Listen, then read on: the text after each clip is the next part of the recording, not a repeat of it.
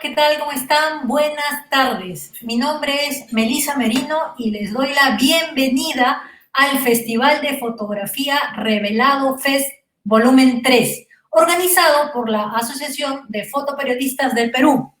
En esta oportunidad estamos conectados para el conversatorio de esta nueva normalidad, fotógrafos y fotógrafas en pandemia. Estaremos compartiendo con Ángela, con Anthony, con Leslie y con Luis Enrique. A continuación, vamos a comenzar con Ángela Ponce. Ella es fotógrafa documental y fotoperiodista. Su trabajo a largo plazo aborda derechos humanos y memoria. Dentro de algunos de sus reconocimientos están Visa de Oro Humanitaria en el Festival Internacional de Periodismo Visa por la Imagen en Francia y en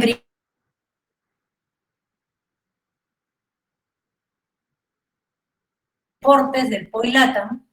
En el 2008 fue nombrada dentro de los 12 fotógrafos emergentes del ex-blog del New York Times y nominada para el Job Stewart Masterclass del WordPress Photo. Adelante, Ángela, por favor. Hola, Melissa. Buenas tardes a todos. Gracias por la invitación. Voy a compartirles pantalla para mostrarles un poco de lo que he estado trabajando ahora durante la pandemia.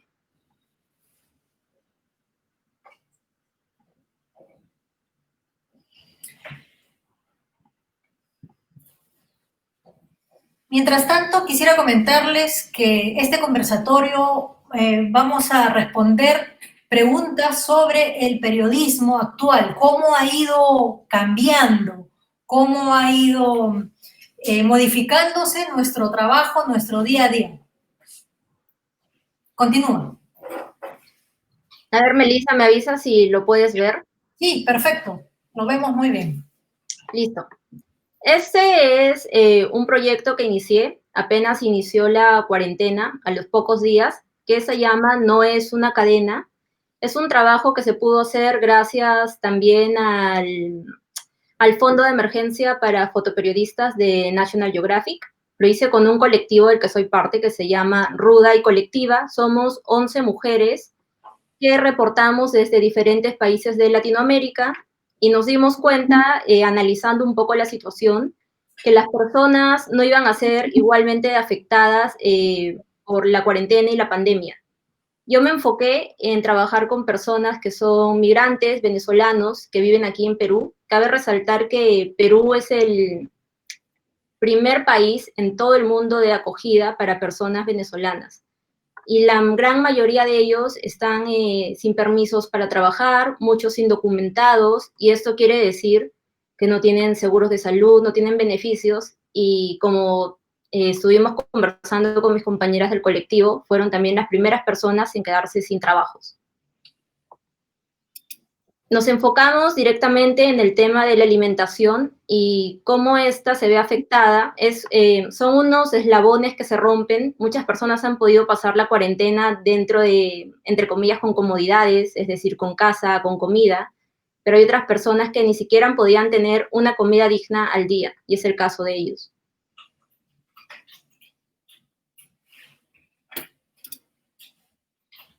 Contraer el COVID porque tenían que pagar las habitaciones, en muchos casos es un pago diario, en otros es un pago mensual, pero al no tener un trabajo tenían que vivir del día a día.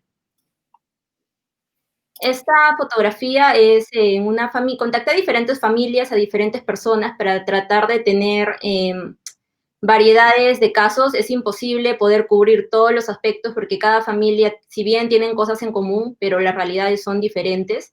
Esta es una refrigeradora de una familia de 5 personas, 3 de ellas adultos, 2 niños, que tenían que sobrevivir con estos alimentos por una semana.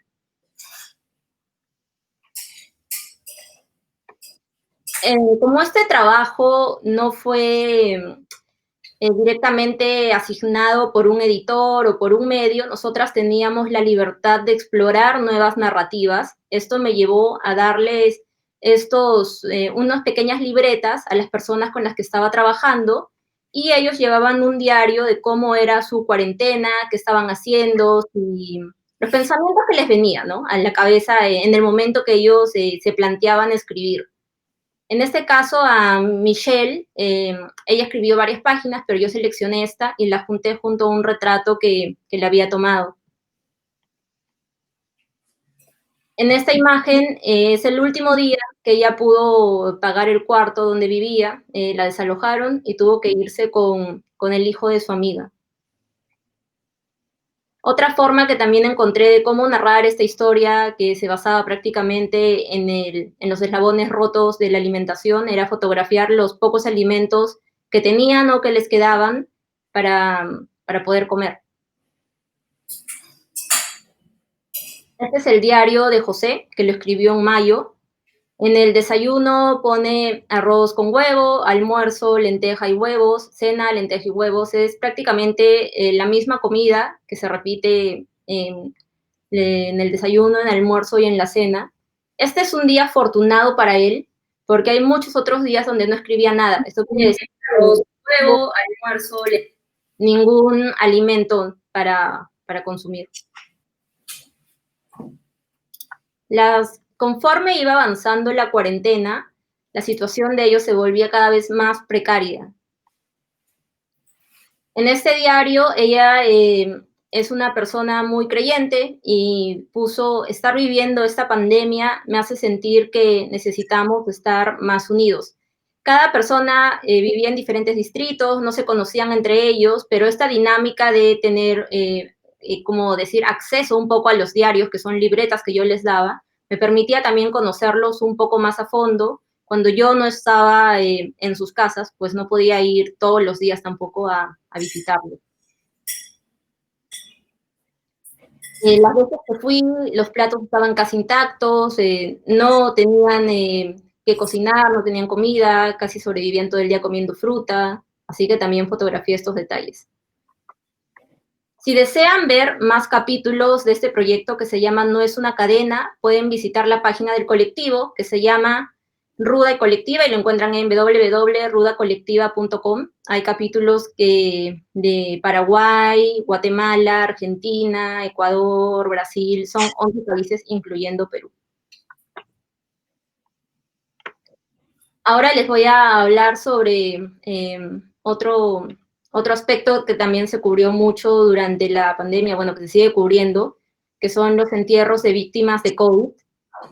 Cuando las estadísticas de decesos de personas estaban mucho más altas que ahora, los entierros eran algo muy cotidiano que se veía no solo en las noticias, sino también muchas personas lo hemos padecido. Cuando llegué a los cementerios que estaban en la periferia de Lima, encontré a diferentes familias que estaban enterrando a personas que habían fallecido por el COVID. ¿Y cómo fue mi acercamiento? Lo primero que hago es presentarme identificarme, decirles quién soy, para qué estoy ahí, y creo que lo más importante también es sustentar por qué quiero hacer esto, por qué quiero tomarles fotos, por qué me interesa contar su historia. He tenido la suerte que todas las personas a las que he abordado, a las que me he acercado, han estado muy abiertas a que la fotografía, que me cuenten su caso, y esto sin duda ayuda mucho al trabajo.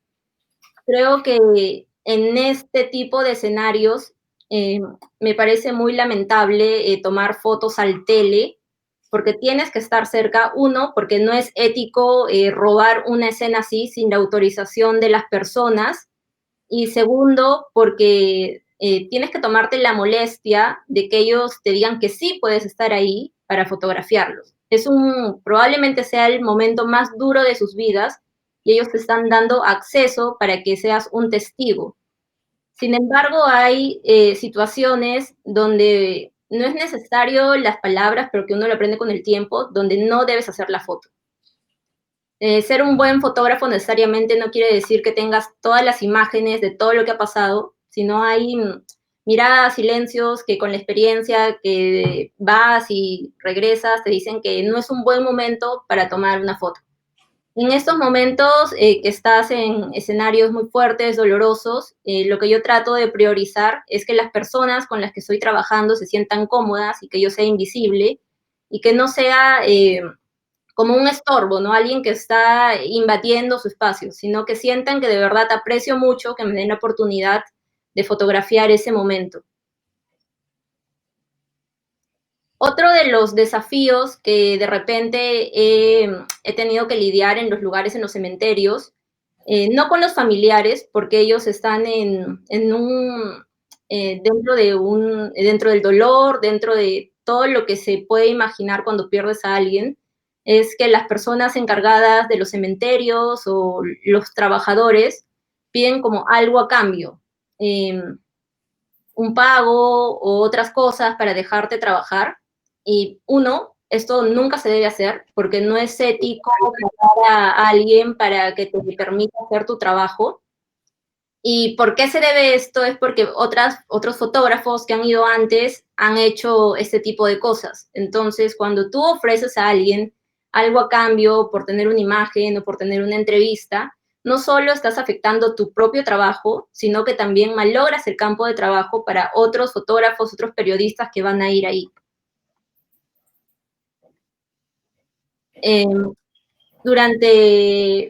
Igual era algo, cuando ibas a los cementerios era como, no sabías si iban a haber entierros, habían días que había mucho movimiento, otros días que no había casi nada, era básicamente cosa de estar ahí, esperar, y bueno, preguntar sobre todo a las personas si les interesa compartir su historia y si te permiten fotografiarlos. ¿Con qué medidas de seguridad iba? Tenías que estar con máscara. Se habló mucho de que en los inicios de la pandemia que era necesario utilizar guantes, pero por manejar la cámara me parece a mí algo incómodo y lo que prefiero es lavarme las manos, utilizar gel. Creo que los guantes en momentos que tienes que estar cambiando lentes, muy activo con la cámara, no son de gran ayuda.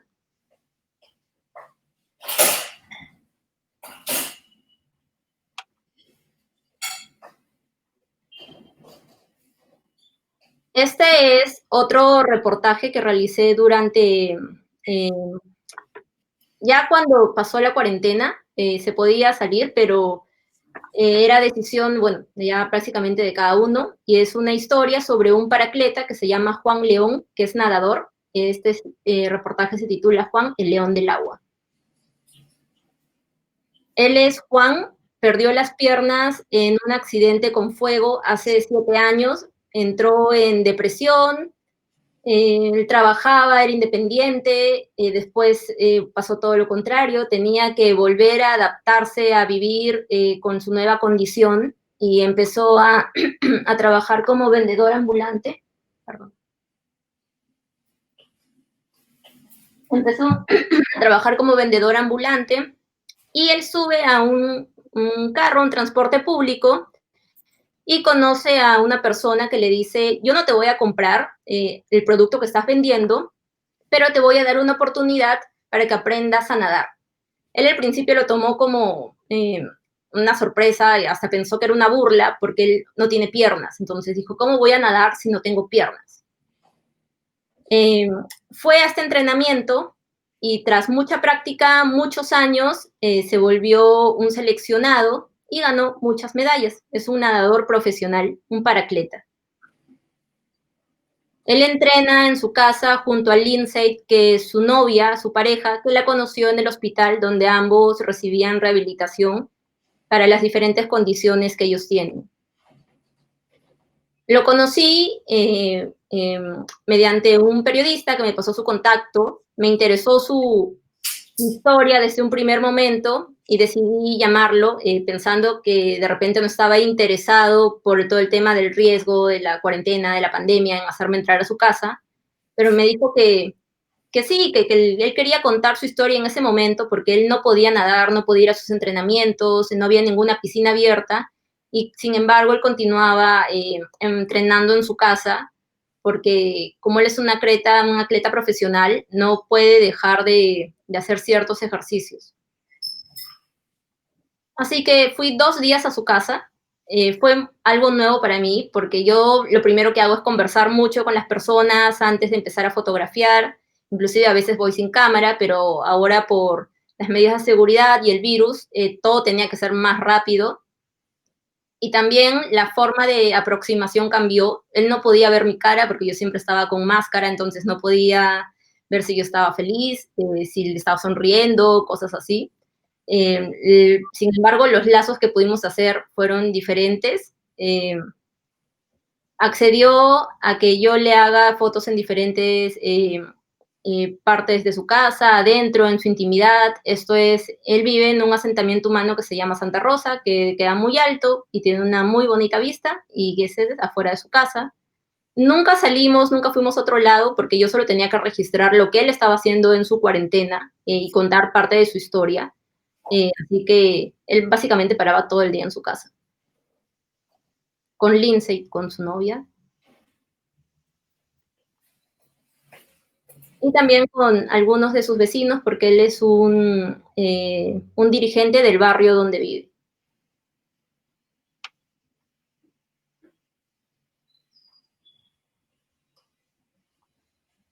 Algo que me gustaría hablarles un poco antes de finalizar mi presentación es sobre el trauma que afrontamos muchas personas que estamos cubriendo hechos violentos, muertes, escenas que tienen una alta carga de tristeza.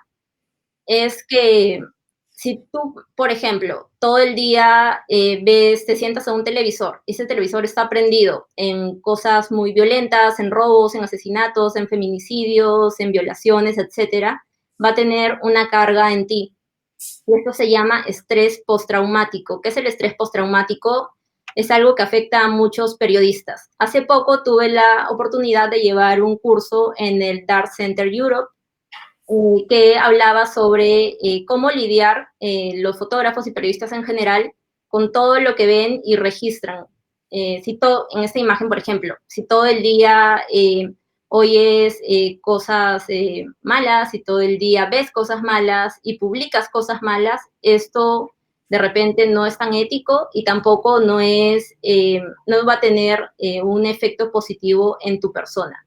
¿Cómo me di cuenta que yo tenía hace un tiempo ya estrés postraumático? Necesariamente no necesitas ir a la guerra para quedar con fuertes secuelas. Yo estoy hace 4 años cubriendo hechos diarios en la calle todos los días y estoy expuesta muchas veces a peligros y a escenas de alto contenido de violencia. Y cómo trataba de lidiar con todo esto antes de saber que existía el estrés postraumático era trabajando mucho.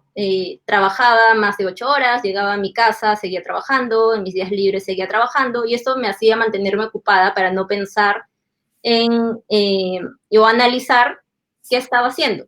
Un claro ejemplo puede ser que en la mañana, digamos ahora poniéndonos específicamente en los tiempos de COVID, estás en un entierro de víctimas de fallecidas por COVID, que es algo muy fuerte. Obviamente tú no vas a poder sentir el mismo dolor de las personas o los familiares, pero eso no significa que no calque en ti algo. Y después te vas a almorzar con tus hijos, con tu familia, con tu esposo, y el día siguiente entras al área UCI de un hospital y después regresas, estás con tu mascota. Entonces, estos cambios de emociones obviamente van a calar en ti y va a generar algo. Si sientes miedo, ansiedad, insomnio, sentimiento de culpa, ¿qué quiere decir sentimiento de culpa?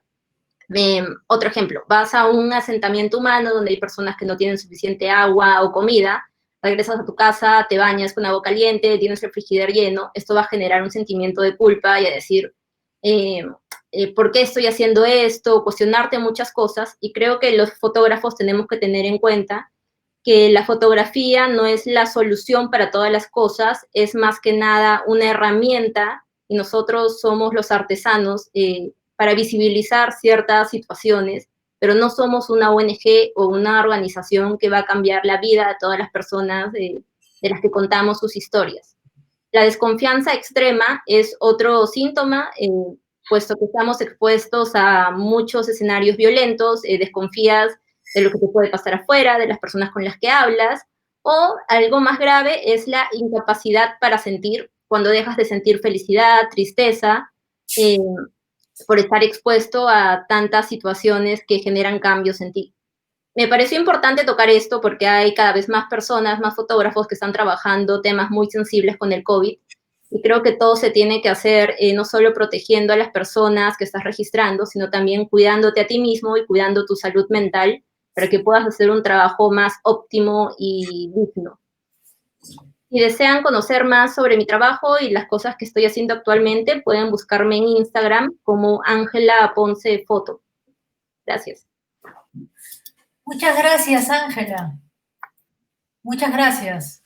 De verdad, muy sentido tu trabajo a pesar del corto tiempo que tenemos para poder comentar y expresarnos. Mira, el compañero Atok te manda un comentario muy bonito, dice: felicitaciones por tu trabajo, Ángela, me parece muy interesante la libertad que tuviste para desarrollar el primer proyecto que mostraste, donde incluyes los testimonios de las personas a las que retrataste, o sea, sus bitácoras.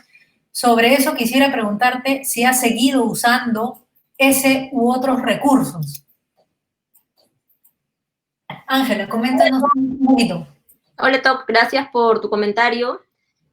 Lo de usar las bitácoras es un proyecto que se está trabajando en 2 países, en Colombia con Fabiola Ferrero, que es también parte del colectivo, y bueno, yo desde Perú, les damos bitácoras a diferentes personas que están pasando por situaciones similares, migrantes, todos venezolanos, y tratamos de generar un diario en diferentes países, pero que si los juntamos y cuando lo estamos viendo es como si podría ser un testimonio de una sola persona.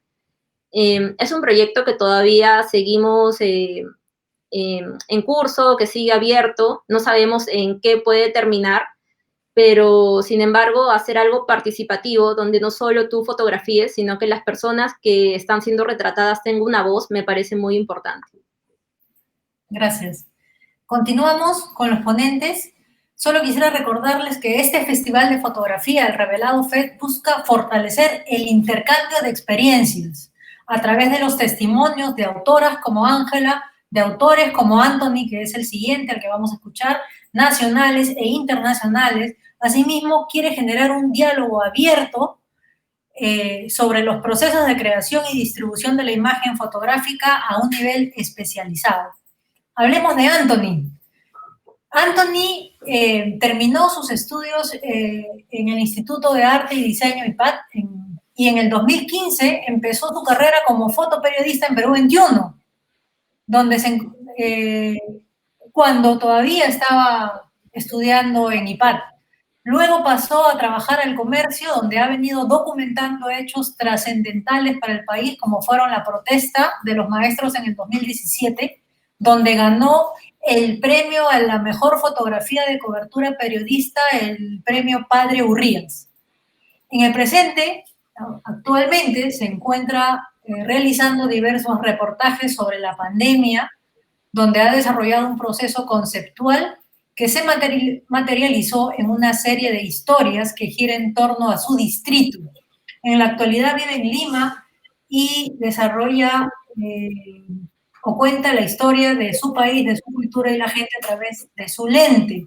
Anthony, yo quisiera que me cuentes o que nos cuentes cómo te has sentido, cómo ha cambiado esta nueva forma de vivir, no solamente de contar historias. Adelante. Hola Melisa Merino, hola a todos. Es un gran honor de verdad estar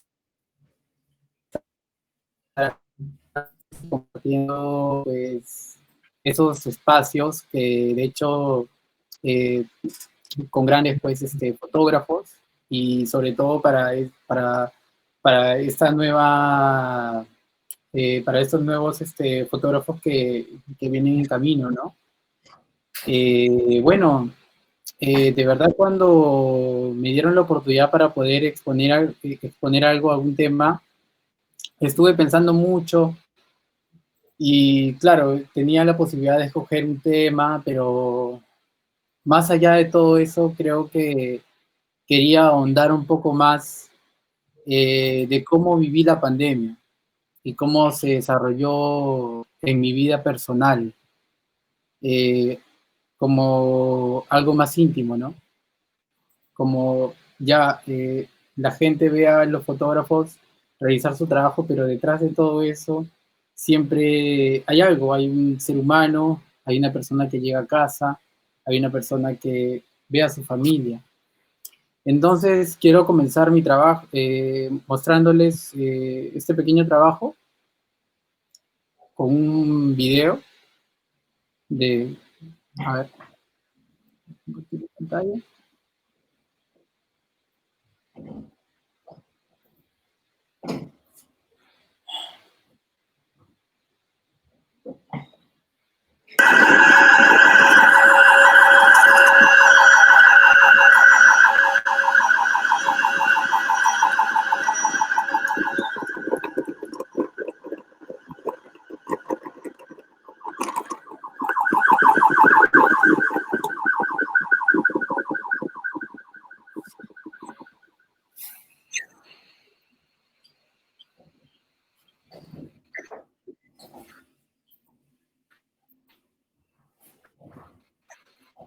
¿Se logró ver la pantalla? Sí, ¿qué nos has mostrado de este patrullero? ¿Qué quiere decir? Cuéntanos.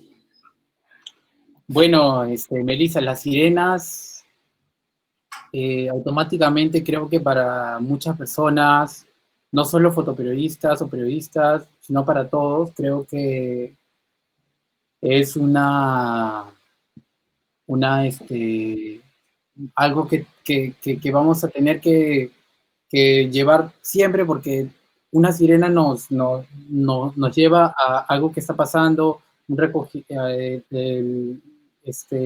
médicos que están llegando a la casa de un vecino, este, hospitales, salas UCI.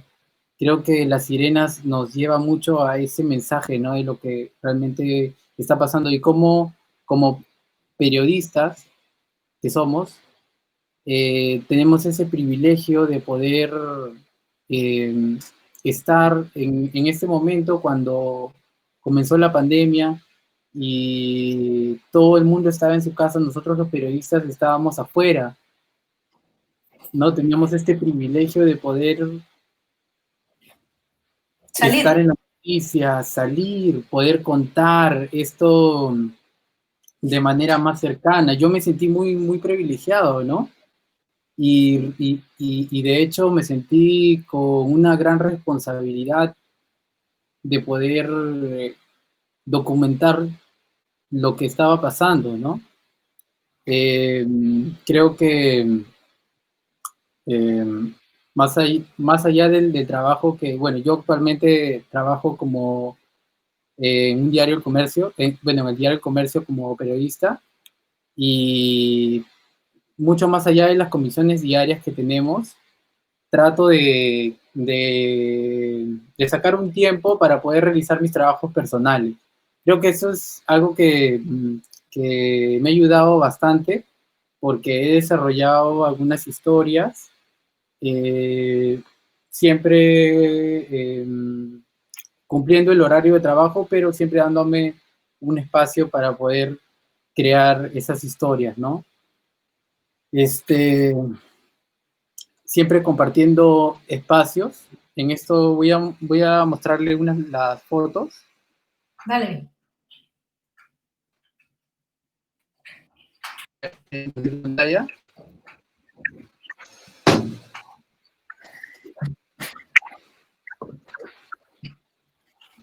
¿Se ve, Melissa? Sí se ve, tu carnet de prensa. Sí, este es un carnet de prensa que yo lo tenía. Está, bueno, con esa foto en verdad quería comunicarles de que nosotros como periodistas tenemos pues este privilegio de poder estar en esos lugares, ¿no? Poder acceder y poder generar de pronto esta conexión con estas personas, ¿no?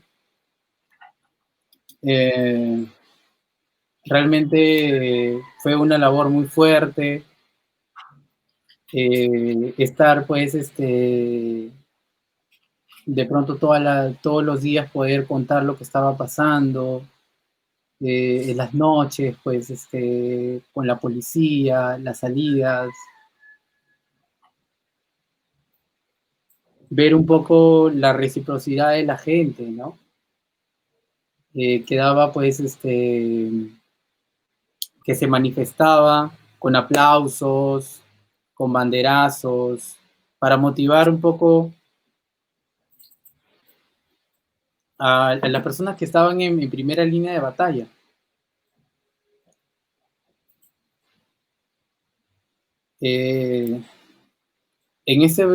Yo creo que más allá de todo esto, me gusta contar esto porque he compartido de pronto este espacio cuando recién el, la tasa de contagio era muy alta, Melissa, y Sí. realmente compartí,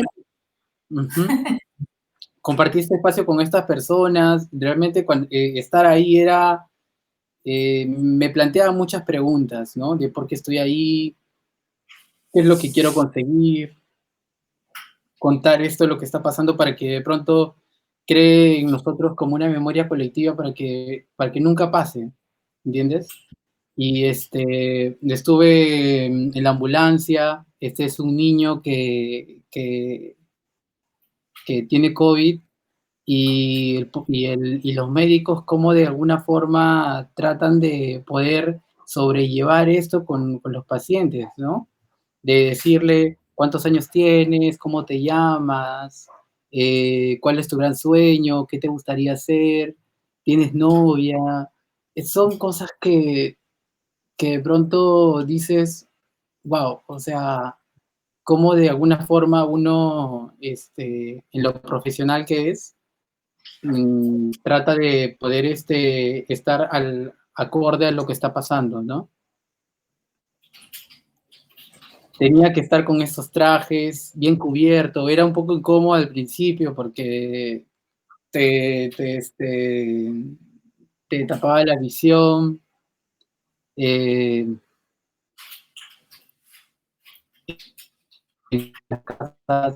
Terminaba muy de noche, 11 de la noche, 12 de medianoche, compartiendo con estas personas, con espacio, con la intimidad de ellos, ¿no? Ella es una gestante. Recuerdo mucho esta ocasión porque cuando se inició la pandemia, ella estaba ya tenía los 7 meses de embarazo y estaba viviendo en un camión. Y a mí me tocó muy fuerte porque yo en ese momento estaba pasando por una etapa de paternidad. Esta es la ecografía de mi hijo. Felicidades. Gracias, Melissa, gracias. De las malas noticias, una buena al menos, ¿no? Sí, Sí, y de hecho esto me cambió mucho, cómo ser papá en la pandemia, esa fragilidad que hay, que se siente, ¿no? Sobre todo en esos tiempos y sobre todo en la situación que estaba viviendo. El miedo, de no poder contagiar, de no querer contagiar a mi familia, ¿no? Tomaba todas las precauciones, llegaba a la casa, dejaba mis cosas en una bolsa negra, me ponía a pensar en mi familia, en no querer contagiarlos. Esa manito se ve muy frágil. Gracias. Esas son fotos de tu bebé, ¿verdad? Sí, ¿Esa es tu abuela? sí, es mi abuela, es mi abuela. Realmente yo vivo con ellas y ya me entenderás cómo es el arriesgarse, pues día a día, llegar a tu casa y poder sentir de pronto un poco ese miedo, ¿no? De no poder, eh, no sé, de pronto no contagiarlas a ellas, a mi bebé. Es un poco ese... Y quería compartirles esto que es bien personal para mí porque realmente creo que es algo más humano, ¿no? Y de nuevo al día siguiente a trabajar, ¿no? Ver a las personas una detrás de otra, sin respetar los parámetros. La tragedia, Melissa, era constante, era muy constante. Y nosotros tenemos el privilegio de poder estar en ese momento, ¿no? Es un espacio delicado, un espacio frágil. Bueno, quiero pasar un audio. Vale.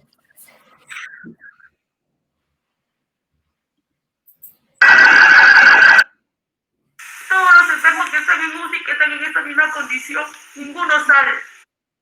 Todos los enfermos que están en UCI, que están en esta misma condición, ninguno sale. Me lo dijo así el tío cuando yo estaba manejando. ¿Tú sabes lo que podía pasar en ese momento? Entré en una crisis nerviosa, no podía más. Tuve que me puse mal en la calle. Es muy fuerte todo ese maltrato psicológico que uno recibe, porque al ver, tratar de salvar la vida de tu ser querido, de una persona tan buena, y sentirte tan frustrada, tan maltratada.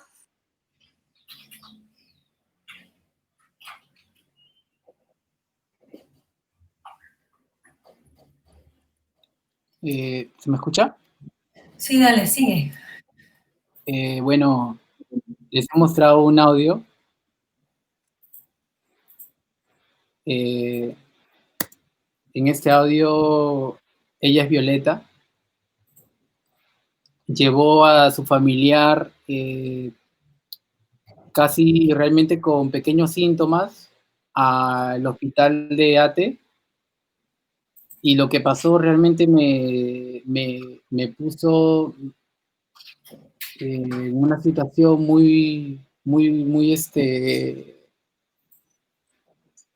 sensible, porque me compartía sus vivencias, lo que estaba pasando, lo que para ella era muy difícil poder conseguir estas medicinas para su familiar, que hay veces como médicos de pronto perdemos esa sensibilidad con los pacientes, ¿no?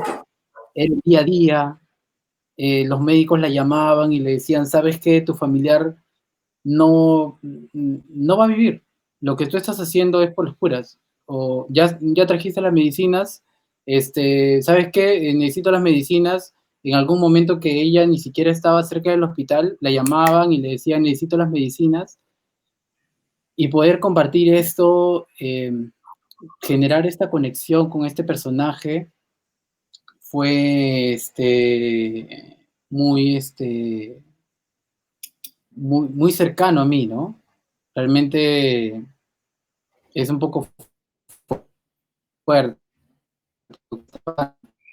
muy fuerte realmente. Poder compartir también los entierros, acercarme a estas personas para poder acompañarlos en su dolor, en su tristeza. Cubrí un poco de lo que es entierros, pero no bueno, hay mucho debate en lo que es el tema de los entierros, de si mostramos al muerto o no mostramos al muerto. Yo creo que mucho más interesante es crear esta conexión con la otra persona para poder ingresar a este espacio, ¿no? No haciendo fotografías robadas, sino yo creo que es mucho más interesante poder compartir con esta persona que te da el permiso para poder fotografiar ese momento, ¿no? Están enterrando a un hincha que era muy aferro del equipo de Alianza Lima y me quedé muy asombrado con esto porque realmente, bueno, nuestra cultura andina juega bastante un papel muy importante en esto, ¿no? Nosotros, pues a diferencia de países europeos, creo que cuando las personas entierran a sus muertos, los entierran con música, con cervezas, y este era un chico que, eh, que tocaba música con su arpa, acompañando al difunto, ¿no? Ya sea con músicas andinas, y me llama mucho la atención esto, ¿no? De cómo este personaje despide a los muertos, siempre, claro, con una moneda, ¿no? Que también le sirve a él para poder subsistir. No, es estas personas cubiertas de negro, en este ambiente tan sombrío, ¿no? Yo a veces me preguntaba y decía, wow, ¿en dónde estamos, no?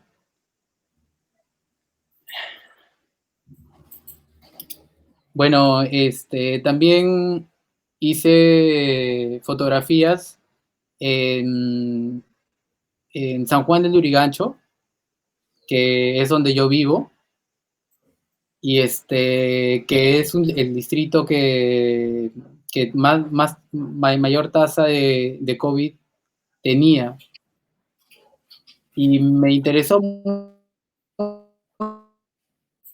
en San Juan de Lurigancho y compartir con estas personas, entrar a este espacio, poder contar cómo estas madres día a día podían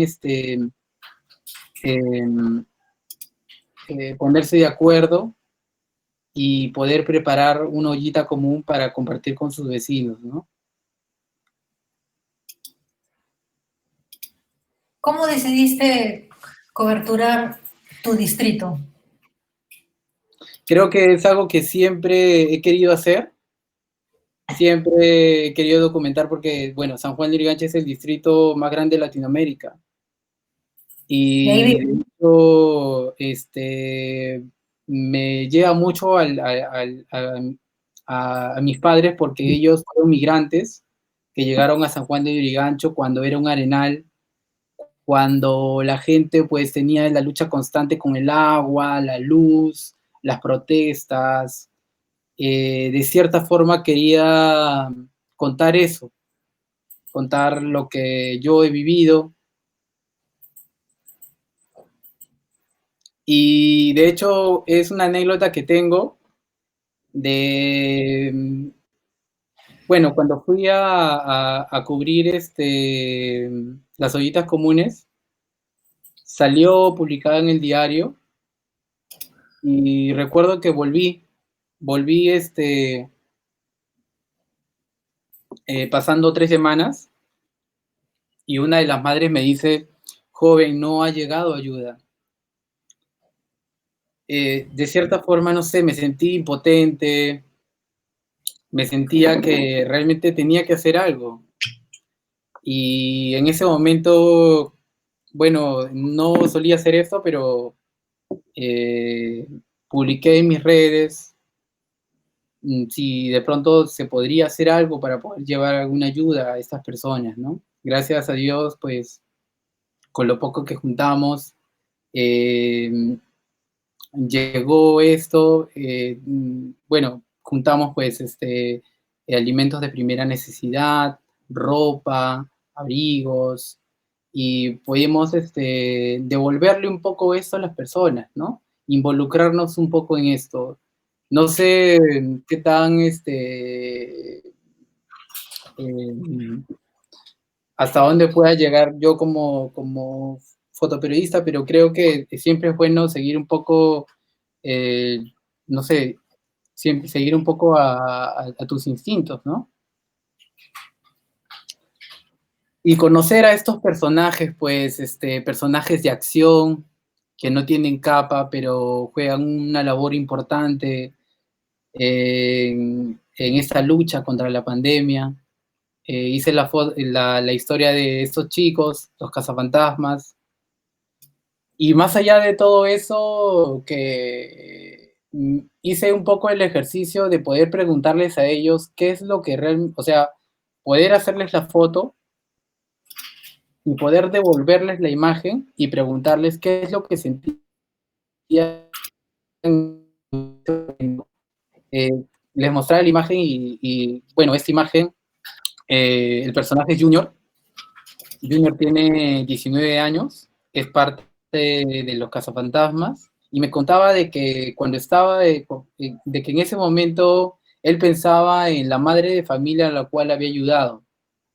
Una madre de familia que tenía 4 niños y que no tenía trabajo, y que él voluntariosamente con el equipo de los cazafantasmas se habían llevado una canasta.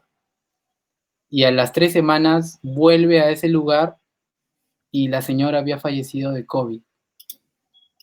Entonces es en ese momento que él se pone a pensar, ¿no? A meditar un poco qué es lo que había pasado, ¿no? Me gusta mucho poder compartir con ellos y poder generar ese vínculo. Yo creo que más allá de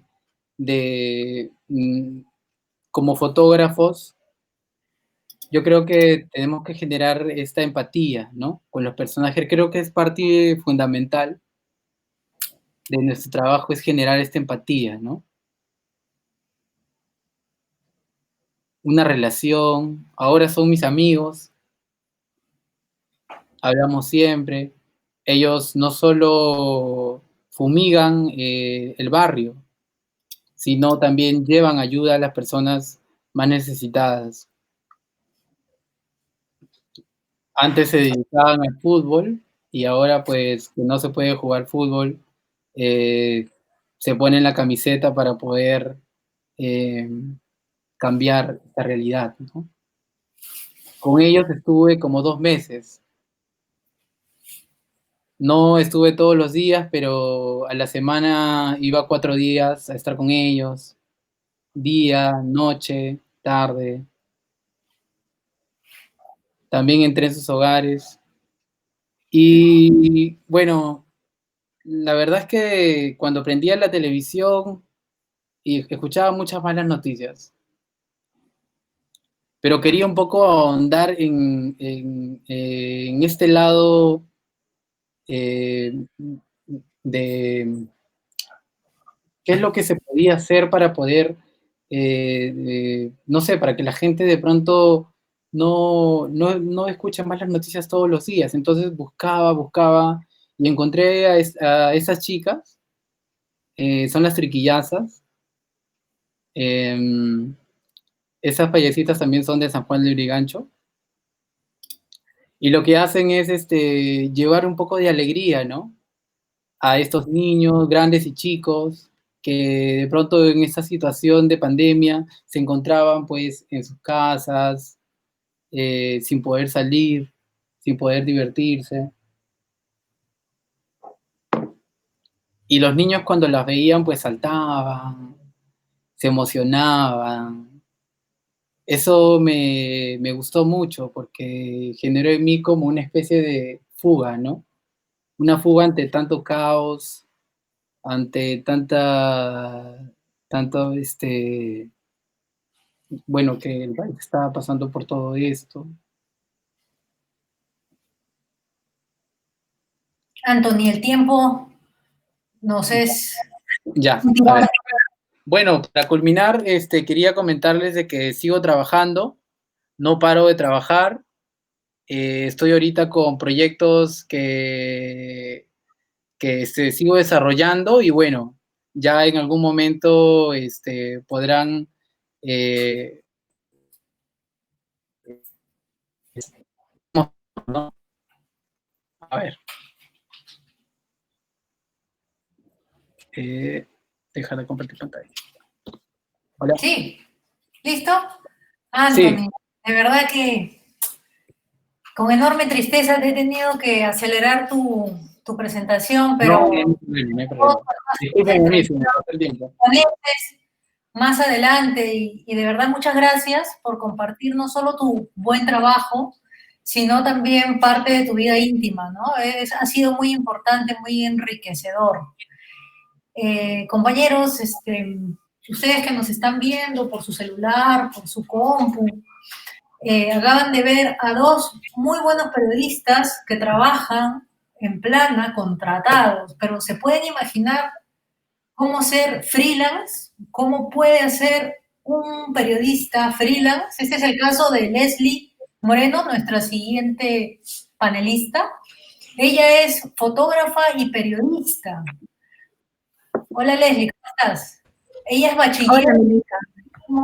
por la Universidad Católica del Perú y en la actualidad cursa una maestría en antropología visual. A raíz de su formación, su producción audiovisual explora temas desde una mirada etnográfica y documental.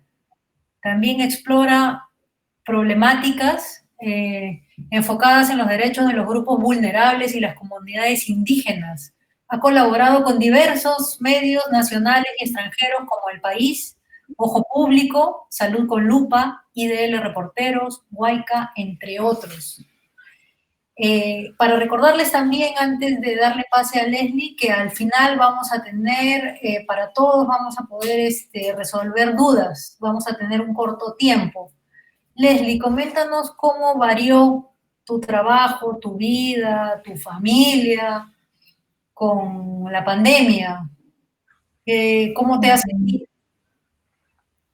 con esta? Gracias, Melissa. Gracias por este tiempo para poder compartir mis imágenes, compartir el trabajo que he venido haciendo en estos meses. Y además un honor estar en esta mesa con tremendos fotógrafos, ¿no? Y han visto el trabajo, bueno, reciente de Anthony, también de Ángela y luego de Luis Enrique. Y de manera personal, yo quería comentarte, Melissa, que de hecho, el ser freelance, ¿no? El ser fotoperiodista de manera independiente es de por sí un desafío y especialmente es un desafío en un contexto en el que a todos, ¿no?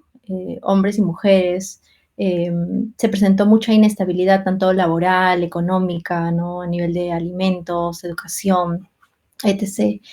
Y en mi caso personal, ¿no? Yo, pues, este inicio de la pandemia, del primer brote aquí en el país, coincidió con el diagnóstico de una enfermedad, un dolor que yo venía quejándome desde hace mucho tiempo, lo cual me tuvo unos días también con este dilema de qué es lo que debía hacer. Y a esto se sumó un problema también que era el cómo salir a fotografiar, ¿no? Cómo contar las historias de otras personas en este contexto tan difícil, cómo contarlo cuando no hay seguridad de qué es lo que va a pasar mañana. Los casos recién estaban en un inicio y ustedes saben cómo se disparó el pico. Así que todos estos eran cuestionamientos que yo me hacía en ese momento. No sabía realmente qué es lo que me iba a deparar, cuál iba a ser el siguiente paso. Y además, en esto también se sumó la inestabilidad laboral de cierta forma, porque justo coincide con que cambio de trabajos, las comisiones que venían trabajando se paralizaron. En el caso de un medio con el que colaboro, porque se tenía miedo de que o yo como fotoperiodista pueda contagiarme o que pueda contagiar a las personas a las que visitaba.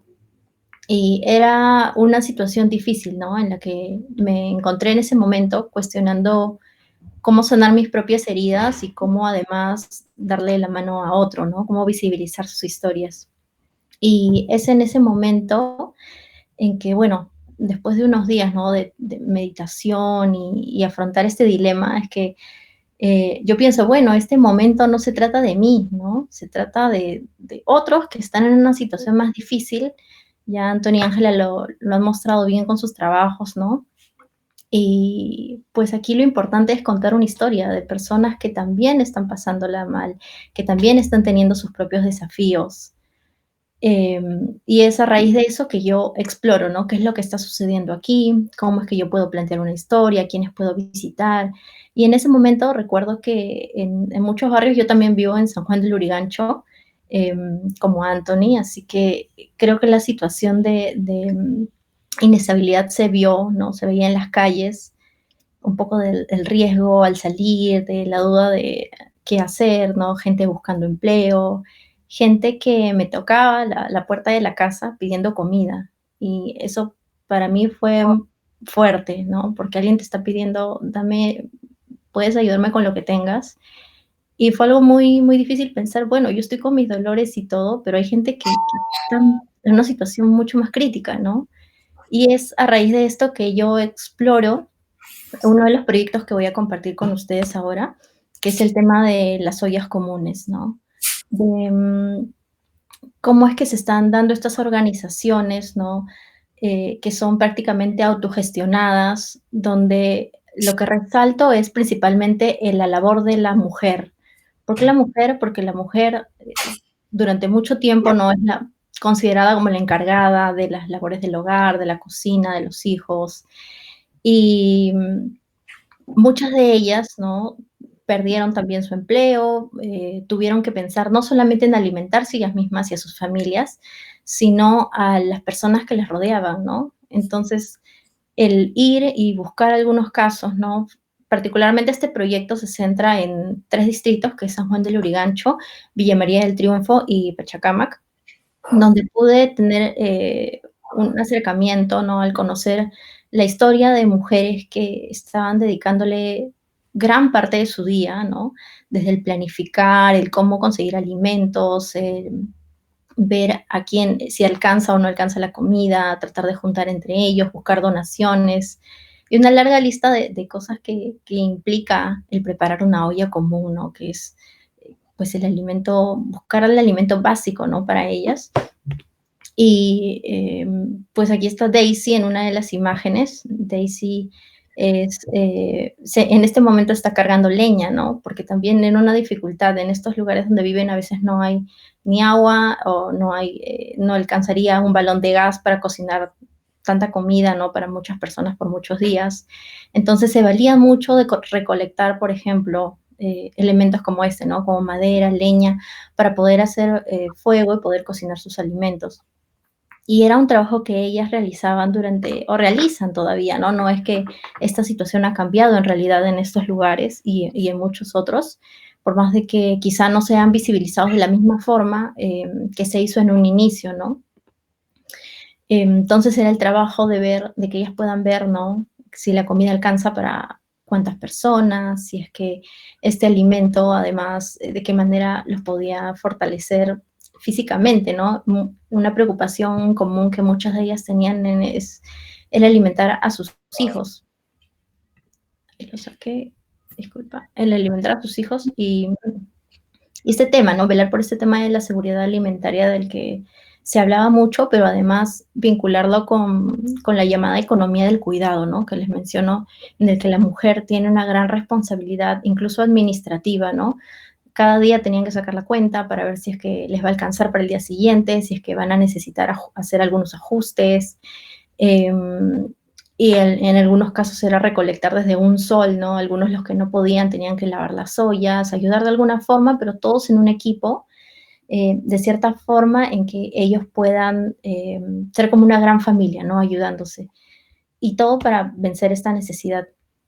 Y además, como les digo, estas situaciones se dan cerca a los o en los distritos, ¿no? Que tienen unas mayores altas de pobreza, donde ha habido más migración, ¿no? Y ellas tienen cada una historia. En realidad estoy mostrando parte de la serie, porque es un poco más amplia y va a ser publicada pronto, pero quería resaltar esto, ¿no? Como esta labor que además de las ollas comunes, ellas tienen una tarea extra, ¿no? Fuera de ellas mismas, de esta olla. Y es que tenían que cuidar de otras personas, levantarse mucho más temprano, ¿no? Encargarse de los alimentos, en este caso de otro adulto mayor, del suegro de Lidia. Y además sus propias metas, ¿no? Por ejemplo, en esta foto está Rosiana. Rosiana tiene un hijo y ella tiene que despertarse muy temprano para poder ayudar en la olla común. Ella le gusta, ¿no? Siente que es una forma de ayudar también a otros. Pero una vez que termina todo, que se desocupa, que es como entre 2 y 3 de la tarde, hasta que dejan todo limpio para el día siguiente, tiene que ayudar a su hijo en sus tareas, ¿no? Ustedes saben todas las dificultades que se han presentado ahora debido a la pandemia, al llevar clases online, y lo que además significa esto para ellos, ¿no? Y además de ayudar a su hijo, Rosiana quiere también terminar la secundaria, ¿no? Así que ella tiene sus clases nocturnas. Y yo al conversar con ella y conocerla un poco más, me sorprendía todo este trabajo, de verdad, que ella hacía. Decía, wow, estás desde temprano despierta, tienes que ayudar a conseguir, a ver los alimentos, después tienes que venir por tu familia, tienes que estar estudiando, ¿no? Y ella decía, sí, porque es parte de cómo ella se siente bien ayudando a otras personas. Y lo decía con ánimos no de queja, ¿no? Sino de seguir, como de perseverar.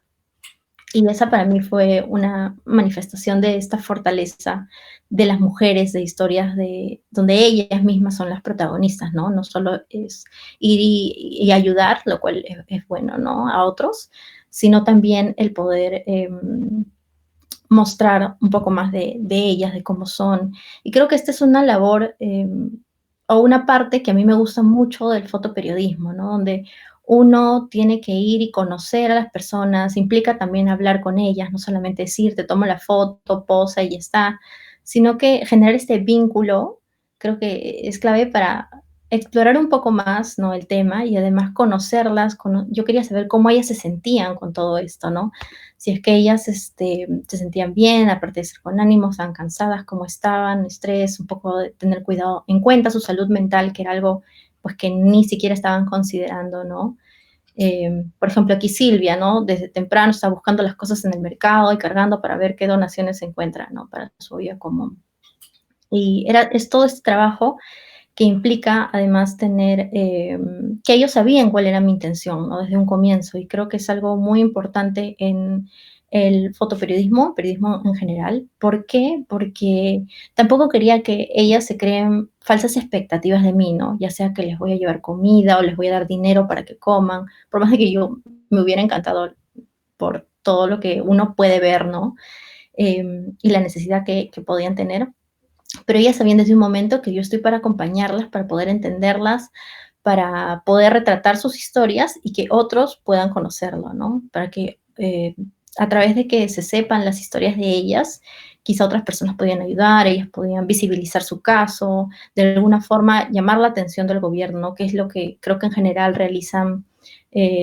se realiza al contar historias, ¿no? Y que de alguna forma se genere esta presión, esa interacción de, miren, esa es una realidad que está sucediendo y no pueden dejarla de lado.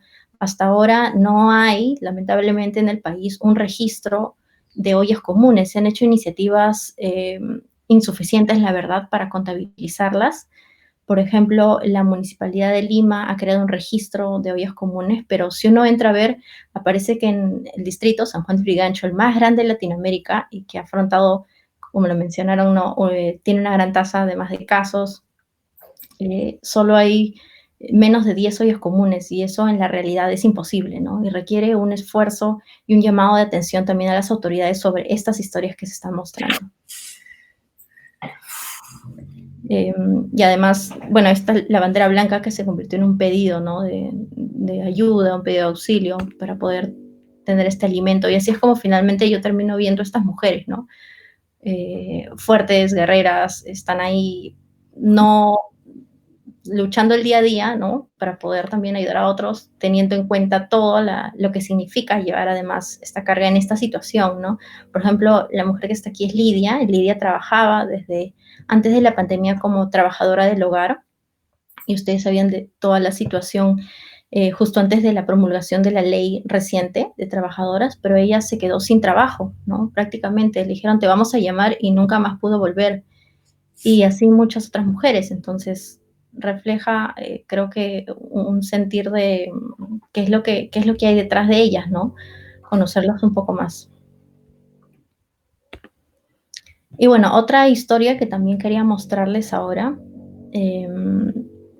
es la de una que he trabajado para Sol con Lupa, que es la historia de 3 madres que ayudan a sus hijos a poder lidiar con sus enfermedades, ¿no?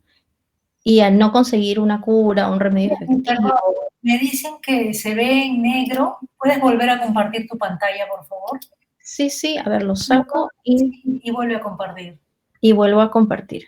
A ver, un momento. Disculpa que estamos en vivo, todos estos problemas son solucionables.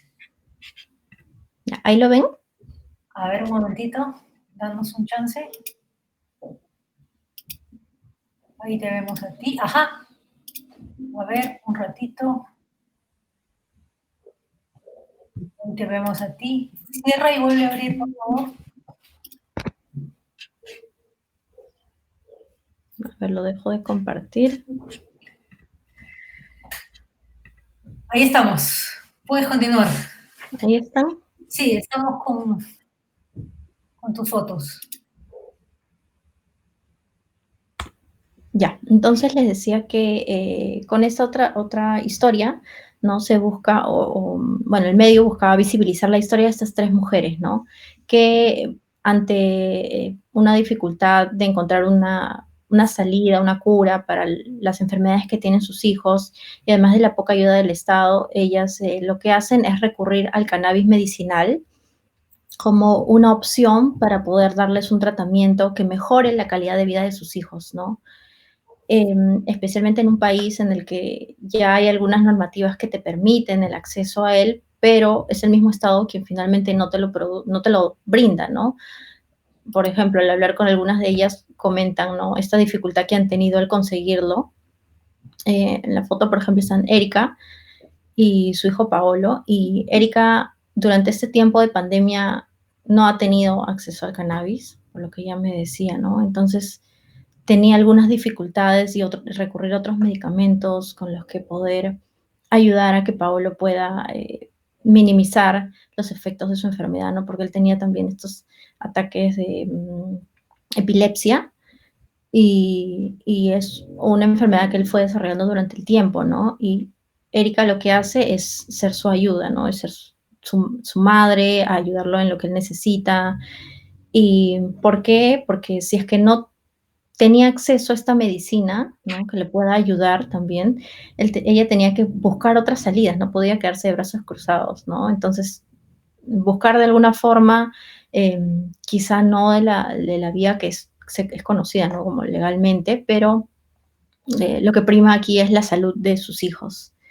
Y creo que en este aspecto, ¿no? Aquí está Yeldi en la imagen. Yeldi también es otra joven, ¿no? Que viene valiéndose del uso del cannabis medicinal para poder llevar su día a día.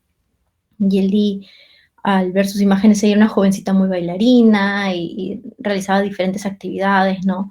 Pero cuando cambia toda esta situación, ¿no? En su salud, no refiriéndome a la pandemia, sino en su salud ya hace unos años, es que igual su mamá busca alternativas para ayudarle, ¿no? Y ahora en ese tiempo de cuarentena es que han estado prácticamente confinadas, ¿no? En su casa, con mucho cuidado de que su hija en este caso no pueda contagiarse, ¿no?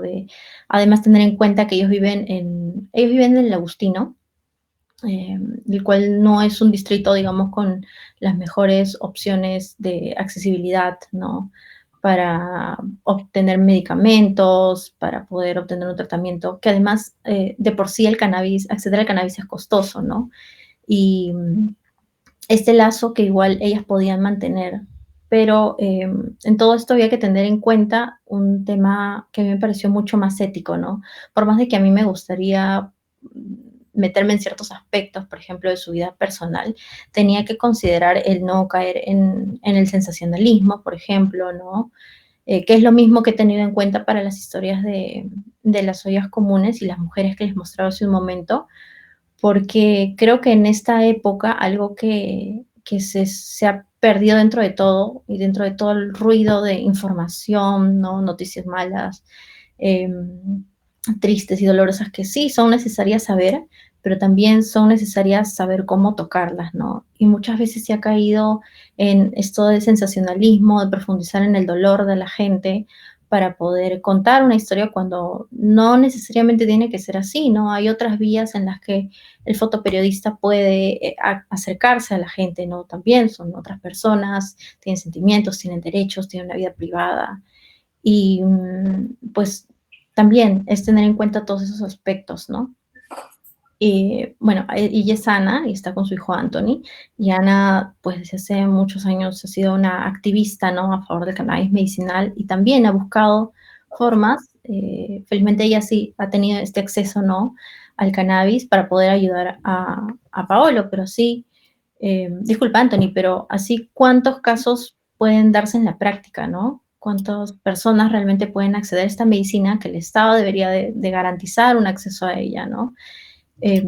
Cuando no es una medicina, o bueno, está considerado, ¿no? Que el cannabis puede tener otros riesgos, que está asociado, ¿no? Con lo malo, quizá con lo delictivo, pero en este caso ellas lo están usando como una alternativa que mejora la calidad de vida de sus hijos, ¿no? No es una diversión simplemente, ellos lo están viendo como algo de lo que depende bastante la salud de sus familiares, de sus hijos.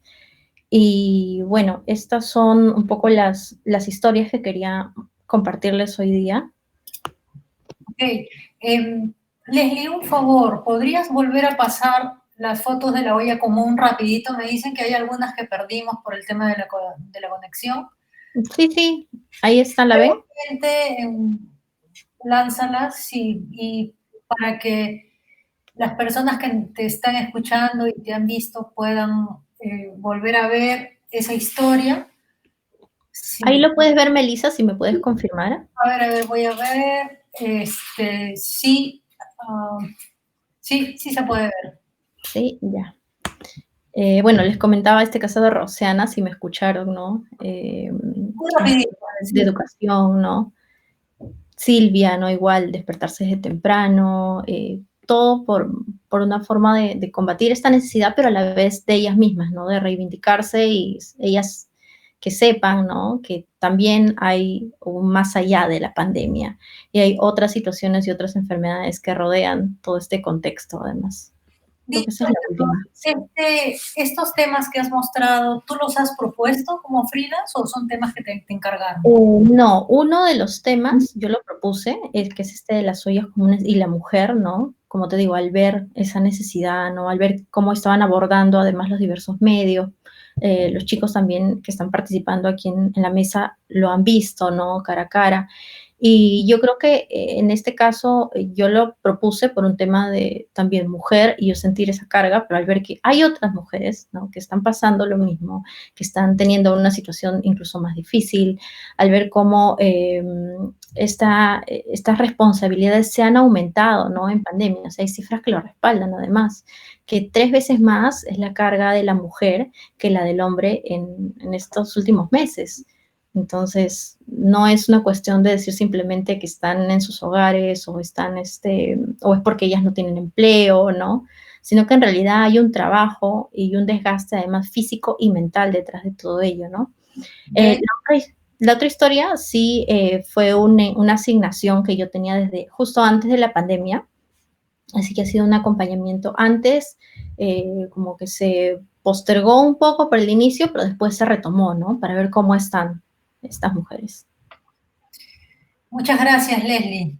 muy importante tu trabajo, sobre todo pensando en el fotógrafo freelance, ¿no? Eh, yo quisiera tomarme unos segundos para agradecer a las personas que están detrás de del evento. Estoy segura que todos, como Leslie, quieren darle las gracias a la gente que permite que se pueda transmitir este en vivo, como Oscar Trip. Muchas gracias, Oscar, te pasaste. Diana Marcelo, es lo máximo. Luis Chiang, está en los controles internos. Horache Callejero, en la organización principal, como José Vidal, nuestro presidente. Y Miguel Gutiérrez, un gran apoyo para el día de mañana. Son lo máximo, de verdad, muchísimas gracias. Seguimos con el siguiente panelista, Luis Enrique Becerra. Luis Enrique es fotoperiodista freelance también. Ajá, estamos en la etapa de los freelance. Qué difícil, pero qué bonita profesión. A ver, él colabora constantemente con Noticias SER en Perú, ha publicado en medios de Suiza y Alemania como Republic Magazine, International Stel, Perú. Actualmente organiza el archivo fotográfico de la Asociación SER y Noticias SER, donde también elabora reportajes vinculados a la violación de derechos humanos, ruptura de los roles de género y educación. Realiza proyectos de fotografía documental donde explora la industria del arte, la informalidad, la identidad, el territorio y las contradicciones. El territorio y las contradicciones, ajá, ahí nos va a poder explicar bien. Dale, Luis Enrique, todo tuyo el tiempo, tirano, 20 minutos, tú puedes.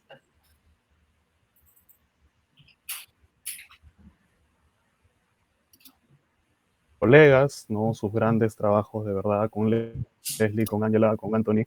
Es un honor también para mí ser parte de esta mesa, gracias a la Asociación de Fotoperiodistas del Perú también por ello. Como se comentó, Leslie dijo una frase bastante interesante, ¿no? Que era que cuando comenzó la pandemia, a pesar de ser freelance, existía esta idea de pensar en el otro, ¿no? De pensarnos como una sociedad, como una comunidad, ¿no? Que vive precisamente a partir de muchas desigualdades, ¿no?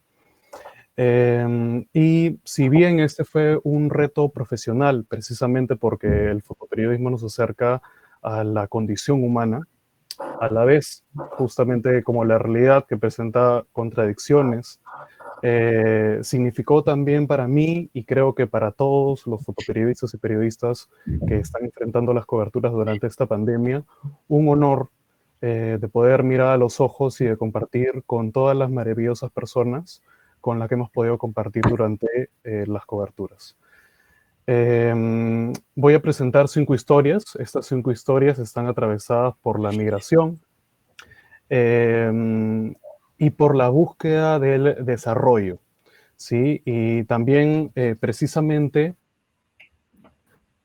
por cómo es que estos contextos, ¿no? Condicionan nuestro estilo de vida. Y no solamente los contextos condicionan nuestro estilo de vida, sino también la manera en la que nosotros interpretamos el poder, la autoridad y las políticas públicas.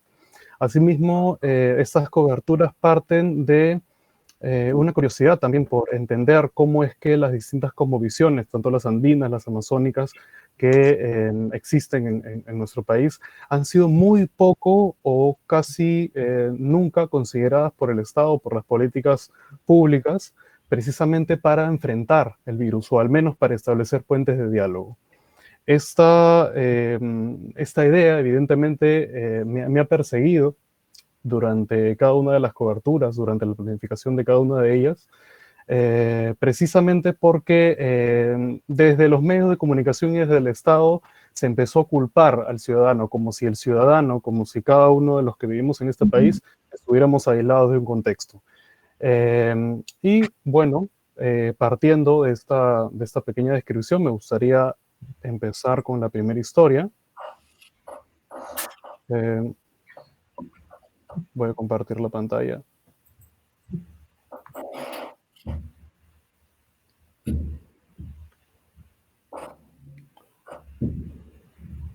¿Ven en pantalla completa? No sé si me podrían confirmar. A ver, un momentito. ¿Fotografía? A ver, un momentito, dale. Sigue. Está en pantalla, perfecto. Bueno, la escena que vemos aquí es el día en el que Eva Ada salió de alta de la maternidad de Lima. Leo, su padre, le está poniendo el primer ropón que le compraron. Junto a Leo está su hija Emily, de 6 años. Junto a Emily está Yasmín, la madre de Eva. Y al fondo, con una sonrisa, con una cara de sorpresa y preocupación, está Leonora, la abuela de la recién nacida. Yasmín, 2 días antes de dar a luz, fue rechazada de la maternidad de Lima porque fue diagnosticada, dio positivo al COVID-19.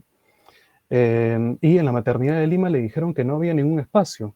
La hicieron esperar toda la tarde y le dijeron al final que o busque otro hospital, que busque otra opción, o que intente aguantar en su casa y si es que ya no podía más con el dolor, que retorne a la maternidad de Lima.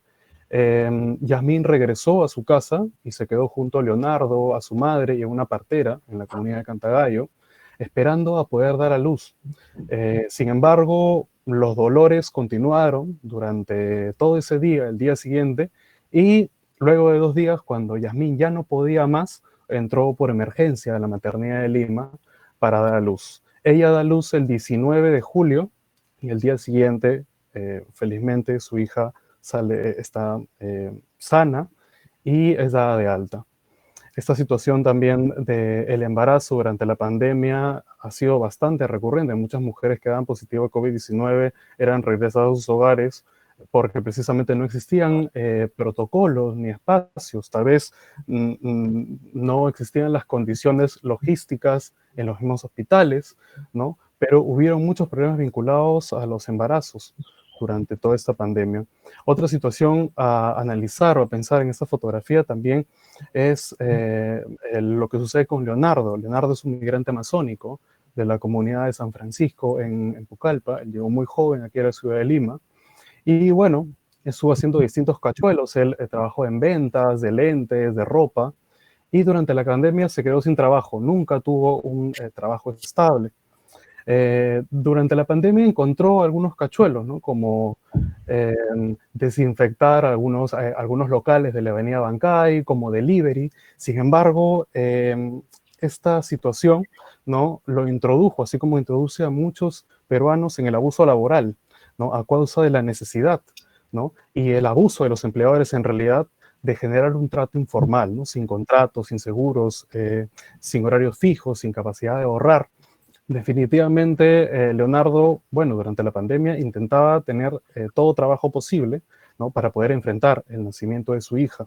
A él le pagaban entre 20 y 30 soles diarios, máximo llegaba a generar 200 soles a la semana, y a veces no se los pagaban, y los empleadores le decían que, bueno, que esperen, que le podían pagar el mes siguiente, y así iba rotando de trabajos que le prometían pagarle. Y esta es una situación con la que han convivido muchas personas, y por lo que mencioné en un inicio de mi intervención, el contexto definitivamente condiciona las posibilidades y nuestras acciones, definitivamente. Me gustaría hablar también de esta historia que sucede en el asentamiento humano 7 de junio en Villa María del Triunfo. Y precisamente yo encontré esta historia visitando ollas comunes, haciendo cobertura de ollas comunes. Y bueno, en la fotografía vemos a Pilar, que le está enseñando a su hermana Alison las clases de primaria. Está junto a su prima Luz Ángela, y en un extremo de la imagen está Robinson, que está estudiando con su celular, ¿no? Empezar a pensar en las historias vinculadas a la educación es muy interesante durante la pandemia, porque desde el Estado se propuso, ¿no?, que la vía para educarse, el aprendo en casa, sería, claro, con la televisión, con la radio, pero también con el uso de Internet, que entre comillas, el uso de Internet y la tecnología le podría dar a las personas, a los niños en este caso, de primaria y de secundaria, el libre albedrío de poder construir un criterio educativo, ¿no?, de hacer sus propios temas, de buscar sus propios cursos, pero ¿realmente todos los niños del Perú podían ejercer la educación con libertad? Evidentemente no, porque pensar en Pilar me hace pensar en la situación de muchos niños, no solo de Villa María del Triunfo, sino que vivían, por ejemplo, en comunidades andinas, en comunidades amazónicas. Lo que sucedía específicamente con esta historia, con la historia de Pilar, de sus hermanos y de su prima, es que, bueno, Pilar es en secundaria, tenía que ayudar durante casi todo el día a su hermana y a su prima, porque su madre estaba ayudando en las ollas comunes. Como lo mencionó Leslie, es un trabajo evidentemente vinculado a la participación política, vinculado también a resolver un problema, que era la escasez de entrega de canastas por parte de las distintas municipalidades que no entregaron canastas a las personas a pesar de tener presupuestos designados para hacerlo. Sin embargo, claro, Pilar asumía ese rol de maestra, le enseñaba a su prima y su hermana durante todo el día, y ella, que estaba en secundaria, tenía la oportunidad de estudiar solo en la noche. Ellas tres estudiaban con un solo celular, se lo intercambiaban entre ellas, el seguimiento que le daban en el colegio era vía WhatsApp, sacaban copias, ¿no?, de los libros o de las tareas que los profesores les enviaban, y tenían que pagar el saldo del internet cada 2-3 días. Evidentemente no podían explorar el internet con la libertad de alguien que tiene Wi-Fi en su casa. Pilar está en duda, no sabe si estudiar ingeniería civil o si estudiar arquitectura. Y precisamente sus condiciones educativas me hacen pensar con preocupación en ello. Evidentemente, el contexto condiciona y condicionará sus posibilidades. El esfuerzo personal siempre estará, pero no podemos dejar de considerar el entorno que nos rodea. La situación de esta familia también es bastante curiosa porque la madre de Pilar, Clotilde, es analfabeta. Ella es migrante de Cusco, y ella es analfabeta porque sus padres le dijeron a Clotilde que ella no podía asistir al colegio, que no podía educarse porque debía de cuidar a sus 7 hermanos. Clotilde, la madre de Pilar, confía en que sus hijos realmente puedan salir adelante, visibilizar a la educación como un motor de cambio, de ascenso social, de desarrollo, ¿no? Es muy, muy importante, es muy interesante. Y precisamente por eso el Estado debería pensar en un país lleno de desigualdades y pensar en qué educación, de qué educación son parte sus ciudadanos, qué ciudadanos quiere tener en el futuro, si es que no todos nos podemos educar a partir de las mismas condiciones.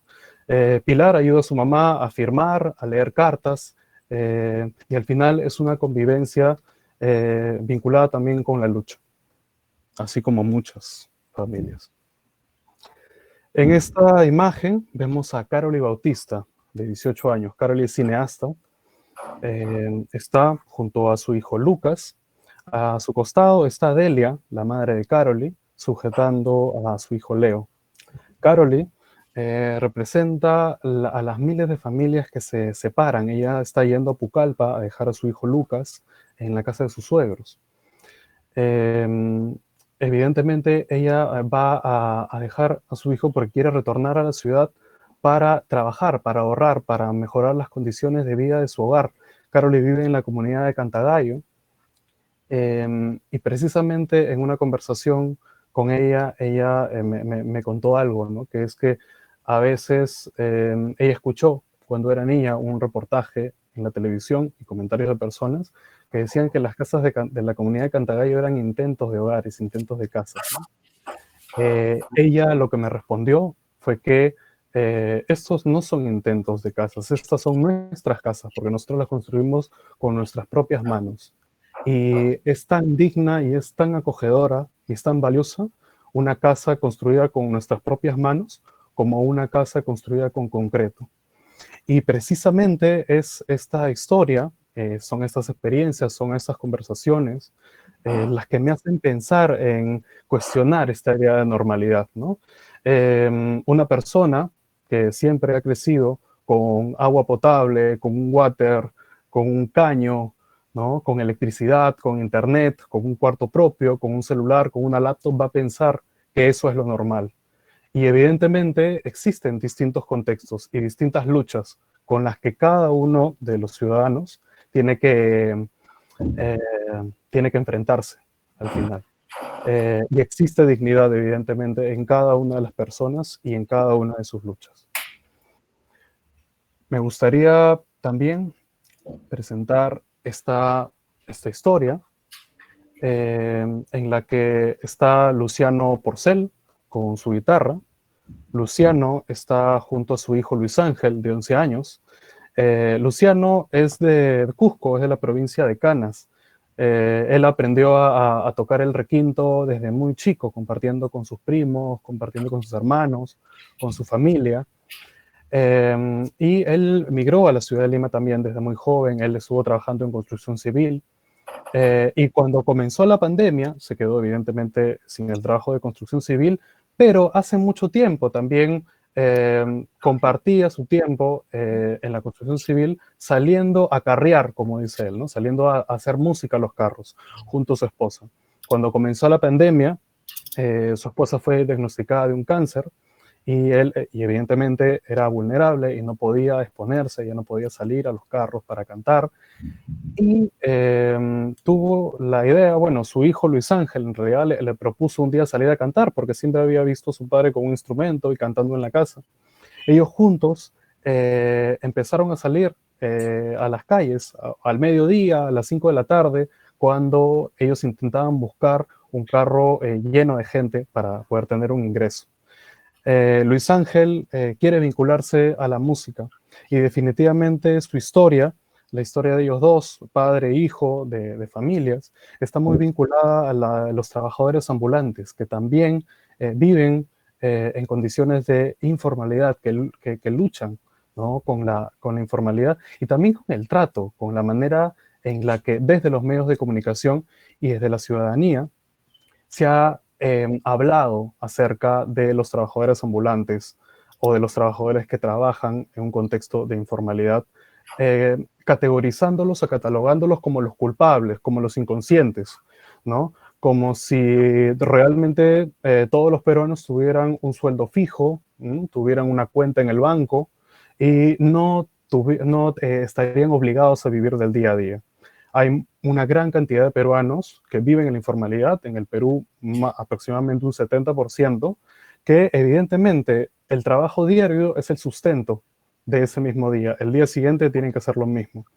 Y evidentemente desde los medios de comunicación, por ejemplo, cuando se cubría la avenida Grau con los informales que llegaban en la madrugada a vender, ¿no? Se empezaba a culpar a las personas sin escucharlas, solo juzgándolas. Y creo que desde el periodismo nuestra labor no es estar opinando sobre las cosas. Podemos tener evidentemente un punto de vista, pero lo que tenemos que hacer antes de juzgar es escuchar y analizar la realidad de una manera no binaria, no lo bueno y lo malo, porque la realidad es mucho más compleja que eso. ¿Sí? Yo sigo. Me gustaría compartir esta última historia que fue hecha en la comunidad de Roya, en Pucallpa. En esta fotografía podemos ver a Hilbert, de 13 años, ayudando a su abuelo y a su tía, Delia, en la plantación de papaya que tienen aquí en la comunidad de Roya. Pero la situación de Roya, así como muchas comunidades amazónicas, es que, bueno, durante la pandemia han continuado aisladas, han continuado desconectadas de las políticas públicas, del interés del Estado, ¿no? De que el Estado de alguna u otra manera pueda tejer puentes de diálogo, de comunicación, ¿no? Evidentemente, la conexión, o sea, para llegar a Roya, uno se demora desde Pucallpa aproximadamente 10 horas en bote. Roya vive evidentemente en un contexto de abandono histórico desde hace mucho tiempo. Ellos no cuentan con agua potable, no cuentan con luz, no tienen un hospital, ¿no? Las autoridades de salud lo que le respondieron a las distintas gestiones de las autoridades en la comunidad de Roya o las solicitudes de los ciudadanos es que como Roya tiene menos de 1000 habitantes no pueden construir ningún centro de salud ni un hospital, y si es que tienen alguna emergencia o si desean atenderse con un médico, ellos lo único que tienen que hacer es tomar un bote y ir por río 40 minutos hasta llegar a la comunidad más cercana, ¿no? Han habido muchas muertes muchas emergencias que no han podido ser atendidas precisamente porque no hay un hospital. No hay un hospital, no hay un centro de salud durante una pandemia, ¿no? Esto es bastante curioso pensarlo. El virus, ellos definitivamente tienen conexión. Lo que sucede con las comunidades amazónicas es que ellos se conectan de manera comercial, en realidad con la ciudad principal, con Pucallpa, por vía fluvial. Entonces vienen, por ejemplo, botes para abastecer de víveres, de algunas medicinas, de agua, etc. Y evidentemente se comprobó que el transporte vía fluvial de estos botes podía ser un gran espacio de transmisión del virus. En la comunidad de Roya se sospechaba, porque nunca se comprobó, porque nunca se hicieron test en la comunidad de Roya, que una mujer de 73 años estaba con los síntomas del COVID-19. Yo creo que definitivamente el virus sigue atacando a la comunidad de Roya y seguirá atacando a las distintas comunidades amazónicas de manera silenciosa, precisamente por esta desconexión. Yo también me preguntaba aquí en la comunidad de Roya, armando esta serie de imágenes, esta serie de historias, pensar en una nueva normalidad. ¿Realmente todos los peruanos estamos viviendo o vamos a estar expuestos a una nueva normalidad? ¿O solamente los ciudadanos que viven en la urbe o en algunos espacios están expuestos a la fiscalización, a la cercanía, tal vez con los hospitales, ¿no? Al uso de mascarillas, etcétera? En la comunidad de Roya las personas no usan mascarilla, ¿no? No se han hecho test. Entonces, ¿realmente estamos hablando de una nueva normalidad en el país o van a seguir existiendo espacios que realmente no tengan una nueva normalidad o las autoridades ni siquiera se enteren de ellos como no se han enterado históricamente? Me gustaría señalar que los retos que han aparecido, que se han desarrollado durante esta pandemia para los fotoperiodistas, en mi caso, ha sido el de identificar a la verdad y a la realidad como un espacio más complejo, no de la manera como a veces se ha visibilizado a las personas en medios de comunicación, acusándolas o culpándolas, o este rol de los periodistas como de fiscalizadores, ¿no? Como interrumpiendo a la gente, atentando contra su intimidad y sin conocer su contexto, ¿no? Creo que como periodistas lo peor que podemos hacer es asumir que sabemos todo, asumir que conocemos toda la verdad, y creo que lo que tenemos que hacer en realidad es preocuparnos más por escuchar, por compartir, por ser sinceros. Creo que la manera de hacer historias potentes es realmente poder conectarte con las personas, ¿no? Que no le des falsas expectativas, que convivas respetuosamente con ellos. Y creo que básicamente eso, ¿no? Muchas gracias. Muchas gracias, Luis Enrique. De verdad, muy buenas, muy interesantes tus reflexiones sobre tus imágenes y sobre cómo nos estamos comportando. Luis Enrique nos ha cuestionado hasta el título del conversatorio, que no es nueva normalidad para todo el planeta, que hay una comunidad, perdón, no escuché bien el nombre de la comunidad. Roya, la comunidad de Roya, en Pucallpa. En Pucallpa, que no han vivido la nueva normalidad. Muy interesante, de verdad, todas y cada una de tus reflexiones, Luis Enrique, muchas gracias. Estamos abiertos ahora a sus preguntas. Tenemos algunas que hemos ido apuntando, pero de verdad muchas gracias a todos los que nos están viendo en vivo, a Andrés, a Gabriela Benítez, a Ana Sofía Becerra, a todas las personas que nos han venido comentando y dando sus preguntas en esta ponencia. Tenemos una pregunta para Ángela, pero que en realidad también se la podemos hacer extensiva a Leslie. La pregunta es de Erwin Aram Jesús y dice así: Ángela, ¿nos estás escuchando? Y Leslie, a ver, ahí estamos. Ángela. Bueno, ahí va la pregunta. Dice, la mayoría de las historias son contadas por hombres. Ajá, es cierto.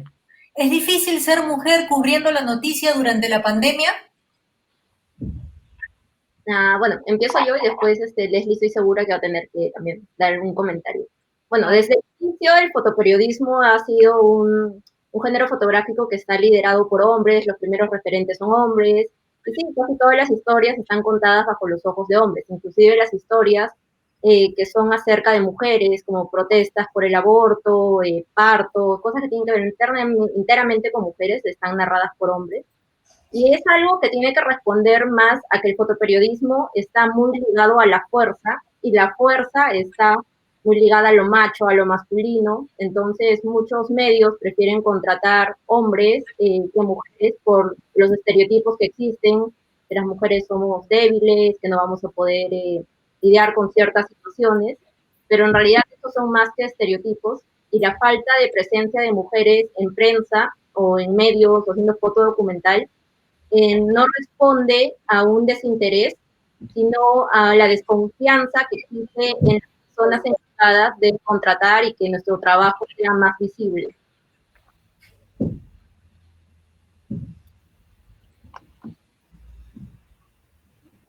Sí, yo coincido con lo que menciona Ángela, ¿no? En realidad hay muchas fotoperiodistas o incluso estudiantes de periodismo, aspirantes a fotógrafas que quisieran, ¿no?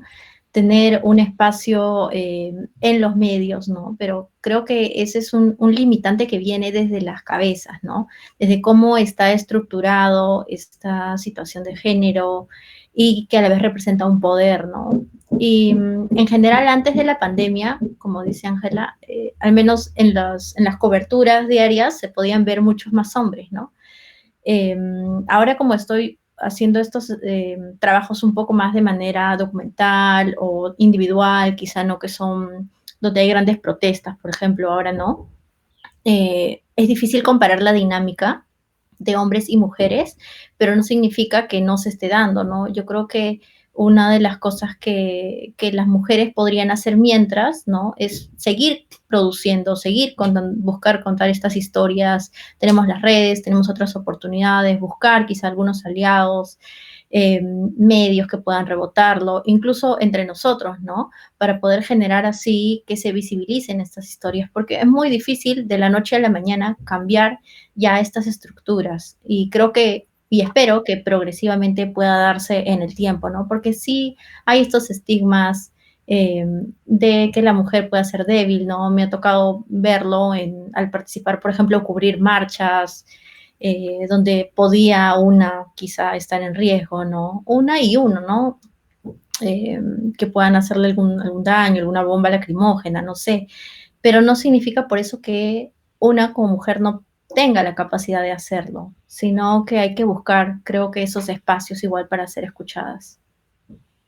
Listo, muchas gracias, Leslie y Ángela.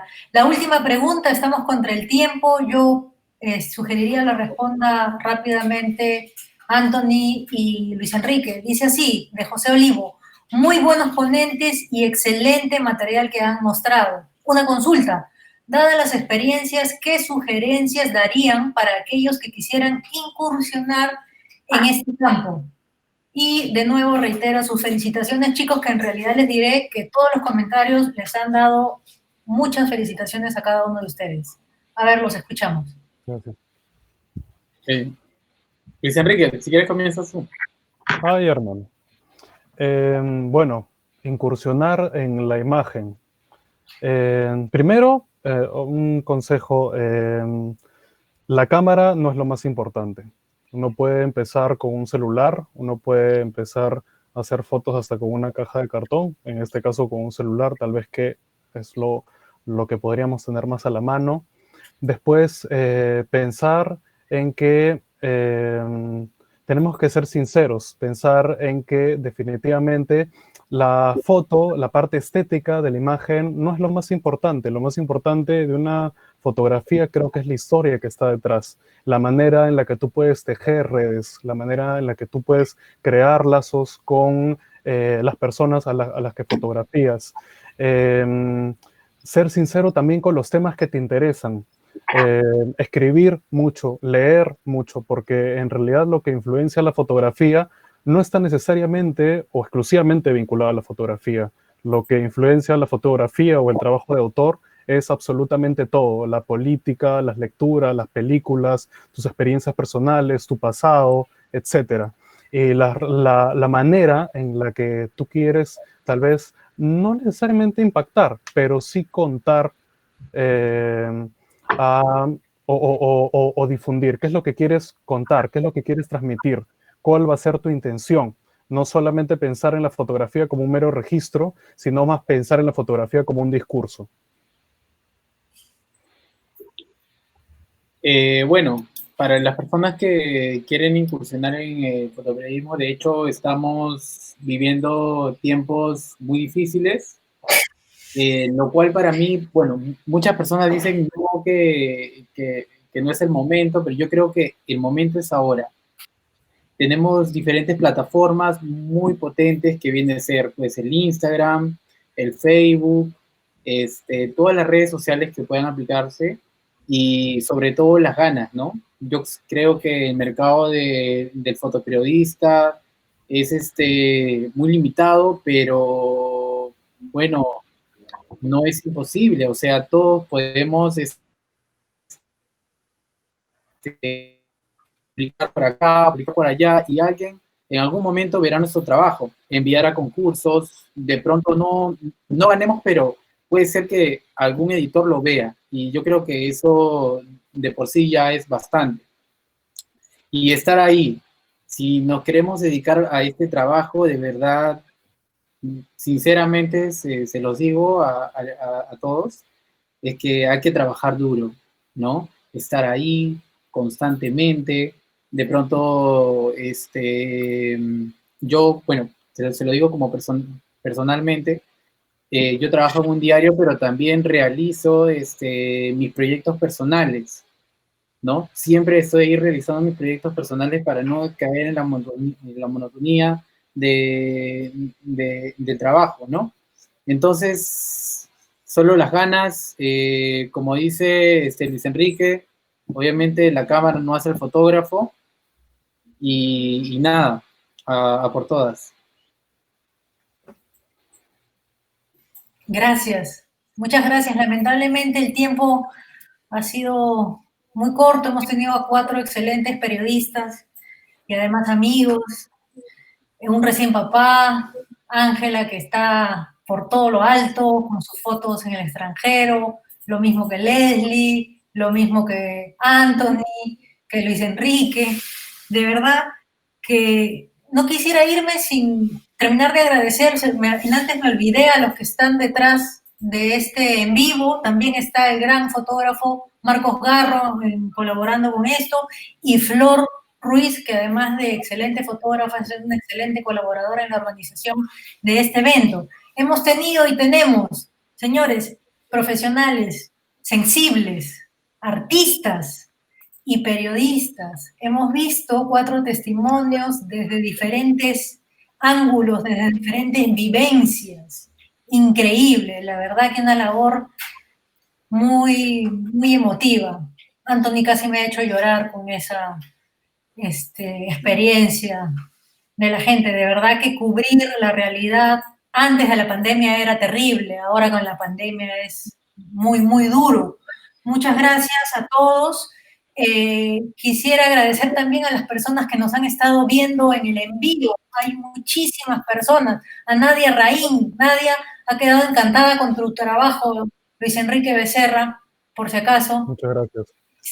Muchas gracias. Erwin les ha mandado felicitaciones. Melina Mejía dice que, la sensibilidad que tienen para abordar el tema refleja el trabajo de sus fotografías. Manuel Moreno dice, excelentes periodistas y fotógrafas. Felicidades, Leslie, te manda. José Carlos, también compartiendo, excelente, Leslie.